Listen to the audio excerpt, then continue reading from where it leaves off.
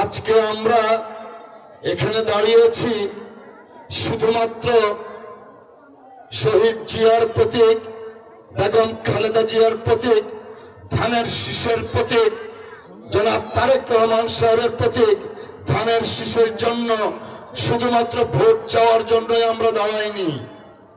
এখানে দাঁড়িয়েছি আমরা আগামীর বাংলাদেশ কিভাবে গড়ব, আমরা আগামীর দুর্গাপুর কলমাকান্দা কিভাবে গড়ব। আমি গত 22 তারিখ থেকে নির্বাচনী প্রচারণা করতে করতে আমাদের দুর্গাপুর কলমাকান্দার 15টি ইউনিয়নে প্রায় প্রত্যেকটা ইউনিয়নেই 2 বার 3 বার করে গিয়েছি।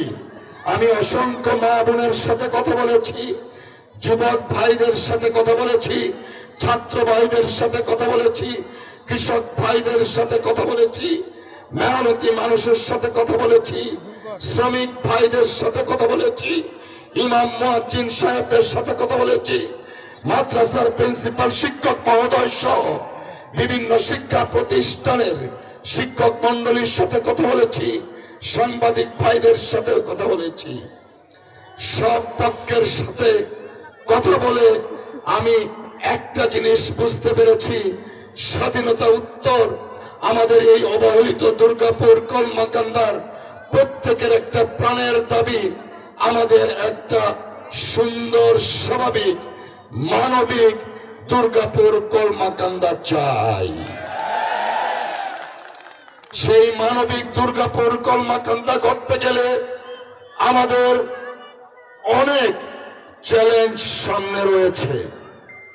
এই চ্যালেঞ্জ শুধু মাদক নির্মূলের চ্যালেঞ্জ নয়, এই চ্যালেঞ্জ শুধু কিশোর গ্যাং নির্মূলের চ্যালেঞ্জ নয়, এই চ্যালেঞ্জ আমার প্রত্যেকটা হিন্দু ভাইয়ের নিরাপত্তা দেওয়ার চ্যালেঞ্জ, এই চ্যালেঞ্জ আমার প্রত্যেকটা খ্রিস্টান কমিউনিটির প্রত্যেকটা চার্চকে নিরাপত্তা দেওয়ার চ্যালেঞ্জ, এই চ্যালেঞ্জ আমার হিন্দু ভাইদের মন্দির, এই চ্যালেঞ্জ শ্মশান ঘাট নির্মাণ সহ তাদের সার্বিক নিরাপত্তা এবং উন্নয়নের চ্যালেঞ্জ, এই চ্যালেঞ্জ আমাদের মুসলমান ভাইদের ঈমান রক্ষা করার চ্যালেঞ্জ। ভাইরা, কেন বললাম ঈমান রক্ষা করার চ্যালেঞ্জ বুঝতে পারছেন?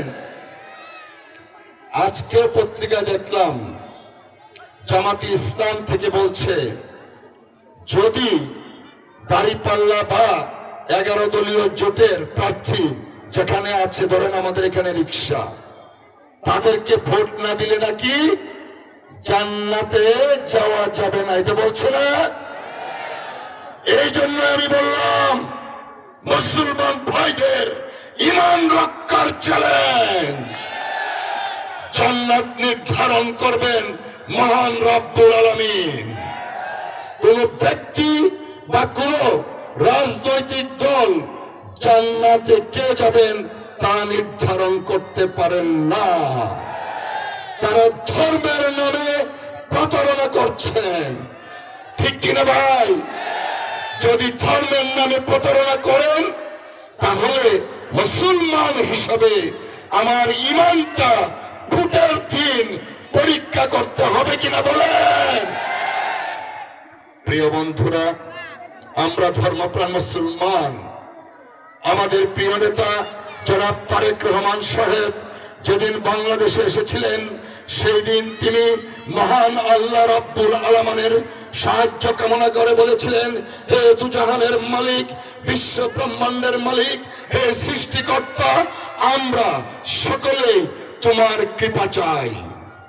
যদি তোমার কৃপা আমরা পাই, আগামীতে যদি সারা বাংলাদেশের মানুষের ভোটের মাধ্যমে বিএনপি নির্বাচিত হয়, তাহলে মহানবী হযরত মুহাম্মদ সাল্লাল্লাহু আলাইহি ওয়াসাল্লামের দেখানো পথে আগামীতে সকলে মিলে বাংলাদেশকে আমরা পরিচালনা করব ইনশাআল্লাহ।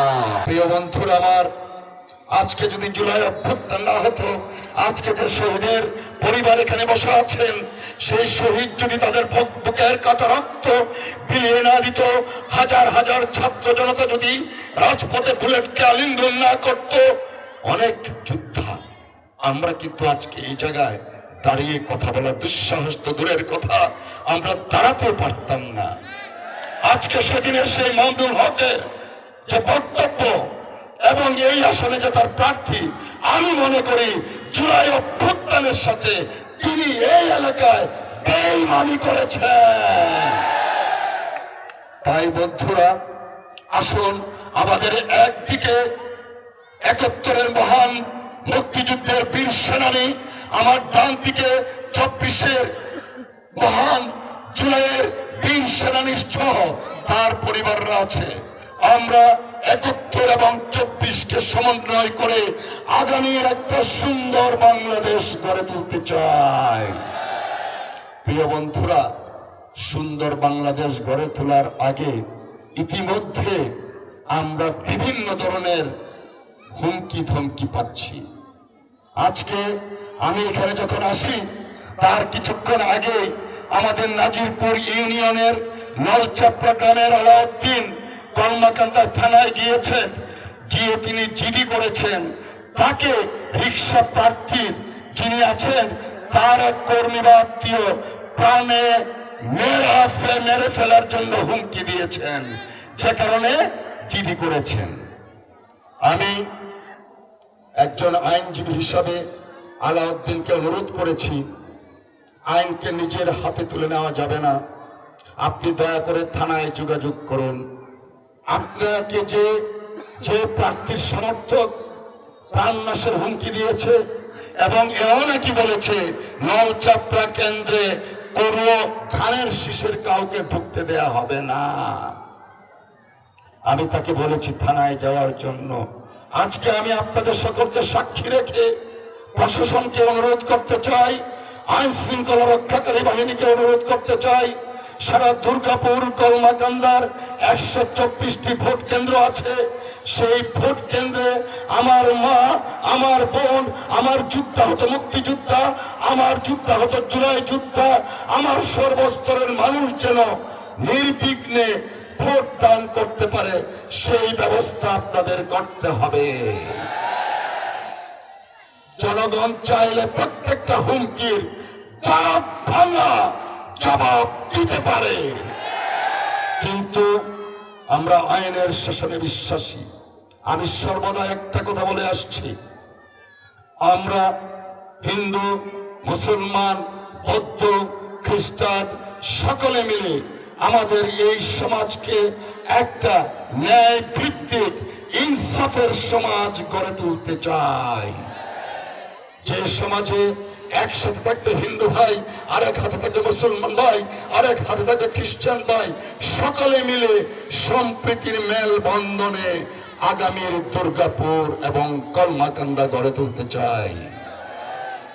সেই জন্য আপনাদেরকে আমি অনুরোধ করব, স্বাধীনতার পর বহুবার ভোট দিয়েছেন, এইবারের ভোটটা দেন, যে ভোটটা আপনাকে নিশ্চয়তা দিবে সেই জঞ্জাল, জারিয়া জঞ্জাল থেকে দুর্গাপুরে রেল লাইন স্থাপনের নিশ্চয়তা দিতে পারবে সেই ভোটটা। এইবারের ভোট নিশ্চয়তা দিতে পারবে আমাদের দুর্গাপুর সহ কলমা